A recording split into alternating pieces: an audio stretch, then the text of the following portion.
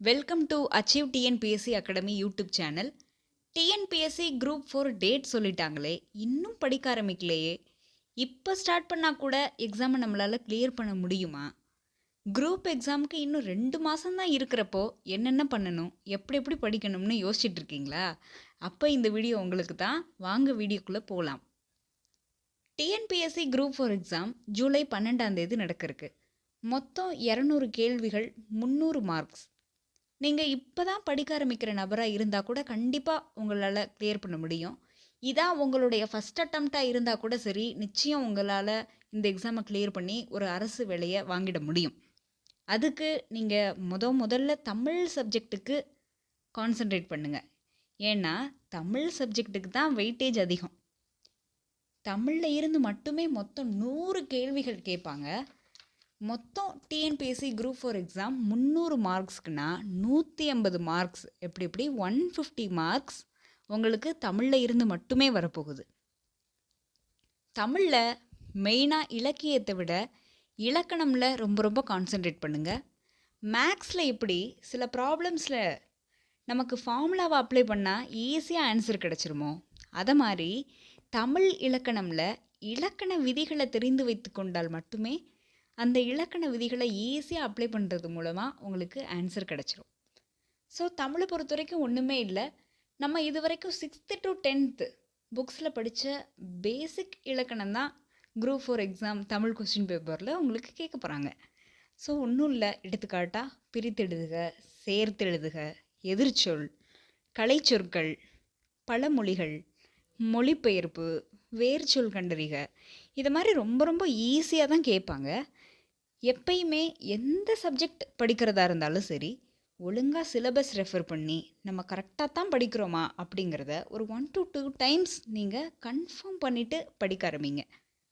இலக்கணத்தை பொறுத்த வரைக்கும் மேக்ஸம் போடுற மாதிரி நிறைய model question papers, previous year question papers, அதெல்லாம் நிறைய எடுத்து ப்ராக்டிஸ் பண்ணி பாருங்கள். ஸோ அகெயின் அண்ட் அகெயின் சொல்கிறேன், தமிழுக்கு நிறைய எஃபோர்ட் போட்டு படிங்க. தமிழில் பாஸ் ஆனால் தான் வேறு மேக்ஸு, ஜென்ரல் ஸ்டடீஸ் போன்ற வேறு சப்ஜெக்ட் மார்க்கை எவாலுவேட்டே பண்ணுவாங்க. நீங்கள் வேறு சப்ஜெக்ட்லலாம் ஹையஸ்ட் மார்க் வாங்கியும் தமிழில் மார்க் வாங்கலைன்னா கஷ்டம் பார்த்துக்கோங்க. நெக்ஸ்ட் ஜென்ரல் ஸ்டடீஸை பற்றி பார்க்கலாம். Indian economy and administration, history, culture, heritage. இதில் எக்கனாமிலையும் 20 கொஸ்டின்ஸ், ஹிஸ்ட்ரி, கல்ச்சர், ஹெரிட்டேஜ்லேயும் 20 கொஸ்டின்ஸ் கேட்பாங்க. ஸோ இதுக்கு 6th to 10th புக்கை நல்லா படித்து வச்சுக்கோங்க.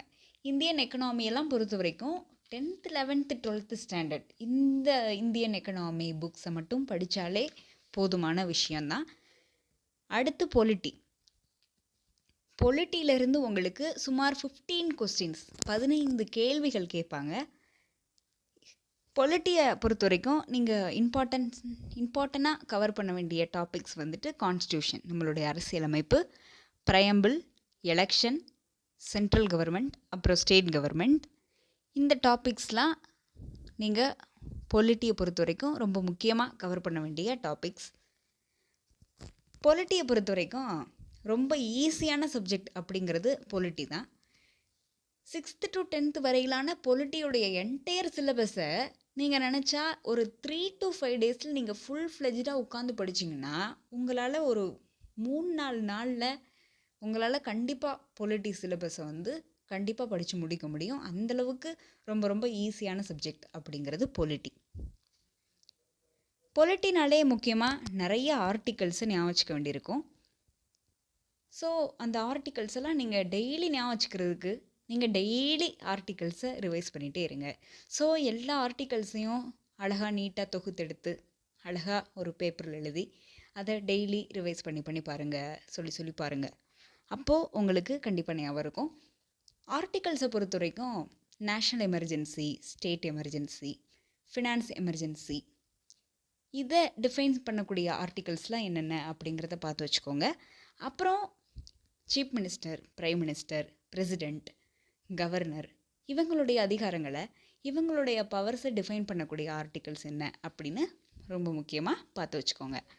அடுத்து ஹிஸ்ட்ரினாலே நிறைய வருஷங்களை ஞாபகம் வச்சுக்க வேண்டியிருக்கும், மன்னர்களுடைய பெயர்களை ஞாபகம் வச்சுக்க வேண்டியிருக்கும்.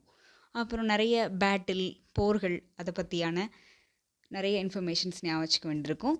மோஸ்ட்லி ஹிஸ்ட்ரினாலே வருஷத்தை ஞாபகம் வச்சுக்கிறத தான் ஸ்டூடெண்ட்ஸ் வந்து மோஸ்ட் டிஃபிகல்ட்டாக ஃபீல் பண்ணுவாங்க. ஸோ இதெல்லாம் ஒன்றும் கஷ்டம் இல்லை. டெய்லி அந்த வருஷங்களை நீங்கள் வந்து ரிவைஸ் பண்ணிகிட்டே இருந்தீங்கனாலே உங்களுக்கு நீட்டாக எக்ஸாம் அப்போ ஞாபகம் வரும். கண்டிப்பாக மறக்காது, நிச்சயமாக உங்களுக்கு ஞாபகம் இருக்கும்.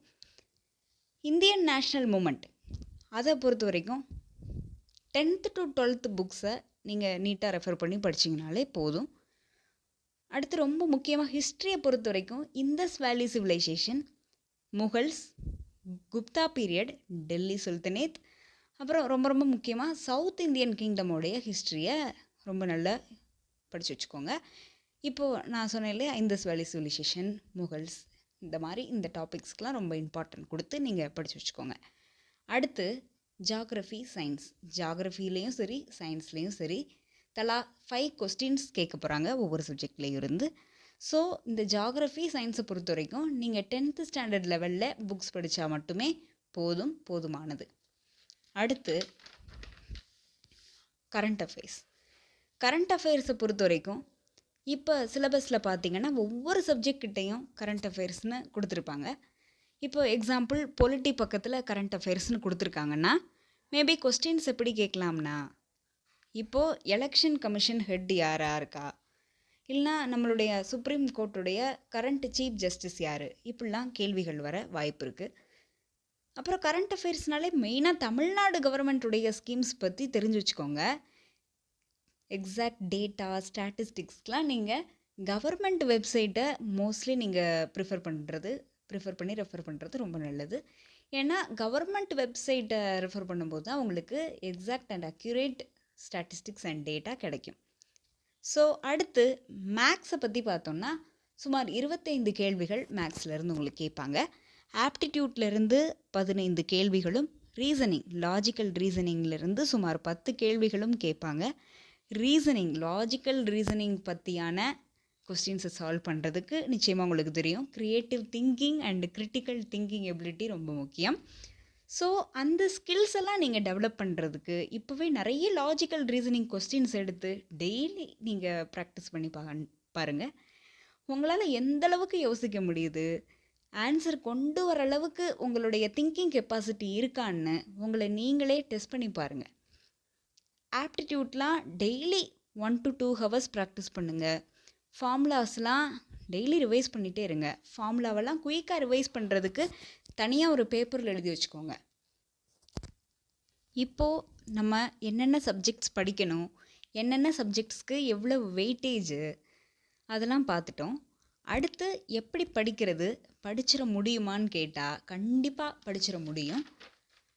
டெய்லி 8 to 10 ஹவர்ஸ் படிங்க. ஒரு ஆர்கனைஸ்டு ஷெட்யூலை போட்டு வச்சுக்கோங்க. டெய்லி எல்லா சப்ஜெக்டையும் கவர் பண்ணுற மாதிரி உங்களுடைய டைம் டேபிளை செட் பண்ணுங்கள். நீங்கள் எந்த சப்ஜெக்டில் வீக்காக இருக்கிற மாதிரி உங்களுக்கு படுதோ அந்த சப்ஜெக்ட்டுக்கு நிறைய டைம் ஸ்பெண்ட் பண்ணுங்கள். ஒரு நாளைக்கு எவ்வளவு நேரம் படிக்கிறோங்கிறது முக்கியமே இல்லை, கான்சன்ட்ரேட்டடாக ஃபோக்கஸ்டாக படிக்கிறோமான்றது தான் முக்கியம். ஸோ கொஞ்ச நேரம் படித்தாலும் கவனமாக படிங்க, படிக்கிறத புரிஞ்சு படிங்க. படிச்சுட்டேவும் இருக்காதீங்க, இடையில இன்டர்வல்ஸ் எடுத்துக்கோங்க, ரிலாக்ஸ்டாக படிங்க. படிச்சுட்டே இருந்தாலும் ஸ்ட்ரெஸ் ஆயிரும். So take break between your study hours. அப்புறம் டெய்லி நியூஸ் கேளுங்க. மார்னிங் ஒன்ஸ் இல்லைனா நைட் ஒன்ஸ் ஆச்சு நியூஸ் கேளுங்க.